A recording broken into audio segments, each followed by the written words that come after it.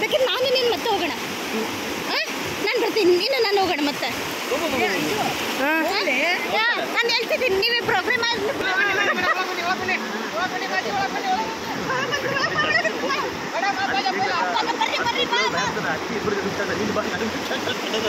ಆತ ಒಬ್ಬತ್ತಲ್ಲ, ಹೋಗ್ಲಿ ಹೋಗ್ಲಿ. ಕೃಷ್ಣಗೇನಿದ್ದಾನ ಹೋಗಿ ನಾನು ಒಪ್ಪಿಗೆ ಇಡ್ತಾನೆ ಎಂದಕ್ಕೆ ನಿಧಾನಕ್ಕೆ ನೋಡು ಹಿಂದೆ ಅದಕ್ಕೆ